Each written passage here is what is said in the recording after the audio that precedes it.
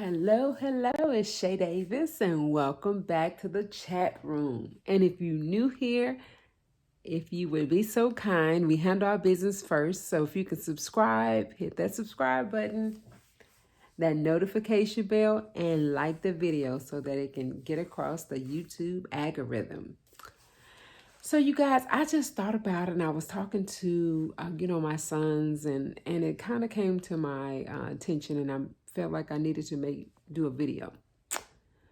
And I want to say the younger you know about what you want in a relationship, the better you are to be able to lead in a relationship. You know, as the men are like the husband, and so they lead the family.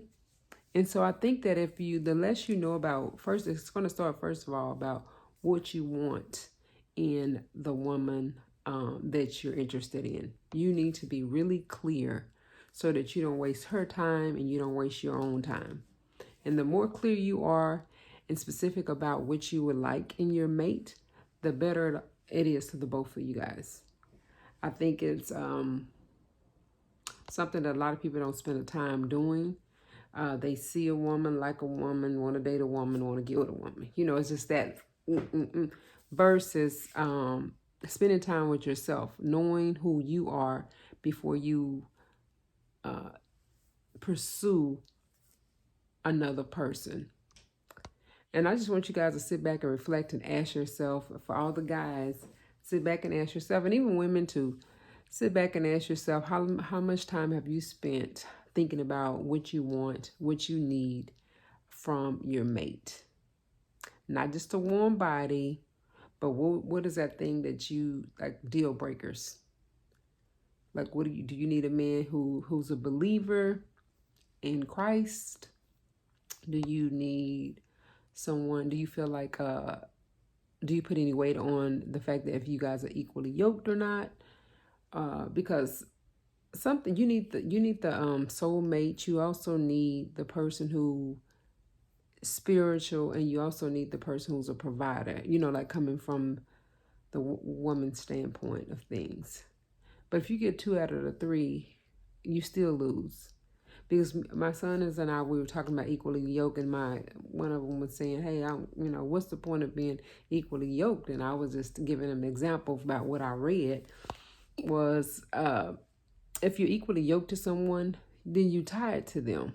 Just like, okay, back in biblical days when they were yoking the 2 oxen together, one being a more experienced ox and the other one being less experienced. And so you have one with wisdom and experience as to how to pull, and the other who's learning and may not be his strength, but he's there to be taught how to do something. But I told myself, if you're unequally yoked with a person, then you have to think about it like this. If you're pulling in one direction, and if you have a yoke on your neck, say one is on yours and one is on theirs, and if you're moving in one direction, it's easier for you guys to move in the same direction versus, she's going this way and you going this way. Then you get nowhere. And I said, but if you're pulling in the same direction, same goals, same God, same ambitions, like that you guys are pulling, it don't have to be identical and same, like, but you need to both be pulling on the base thing, spiritually yoked, and a level of maturity. I think that's another thing too. It just makes things harder when you're not yoked, and if you don't know what you want. And I also was talking to my oldest about a man with a plan and ambition and a goal for his family and where he wants to see his family go.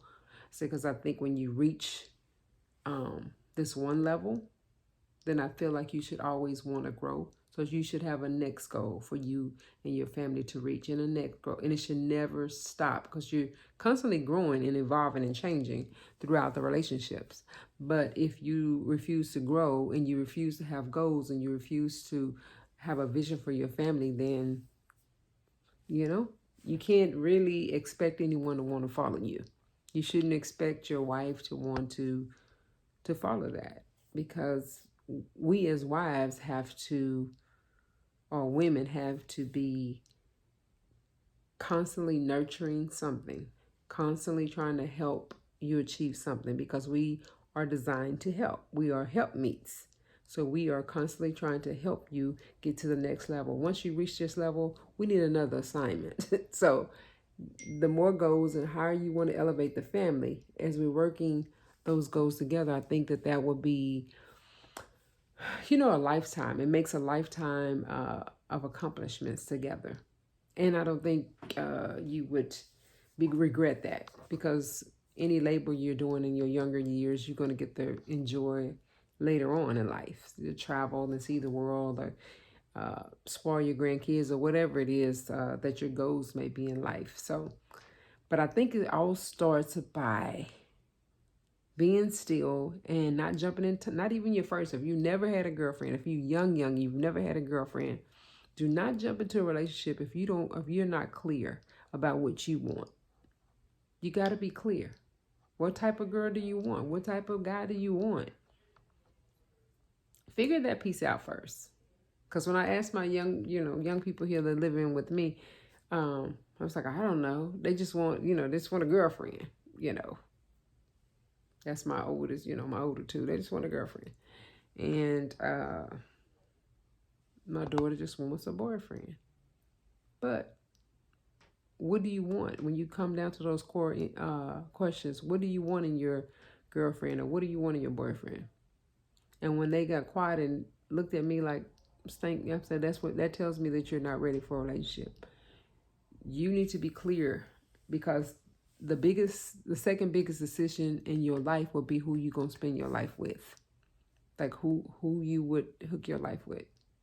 That's the second, and the most important is when you accept the Lord into your life and confess it, that you believe that Jesus died and rose on the third day, and that you believe that through his blood we are saved. And the second most important decision would be who you marry in this life. So nobody's around here dating and trying not to like make it last for, and be with somebody for a lifetime. And even if someone tells you, hey, they're casually dating and just being with someone just to pass the time, don't believe that. Like, why would you want to waste your time entangling your life with somebody else's life if you're not trying to have an end goal of, making this your partner in life? Something to think about. Just something to think about.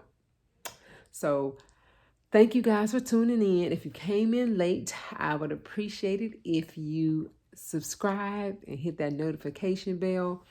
My son said he believes I can get to 50,000 people by the end of 2021, which is only in a few days. So I hope he's right by then. I believe that I can. So I thank you guys for every subscriber. Okay, you guys have a great evening and good night. Love you guys.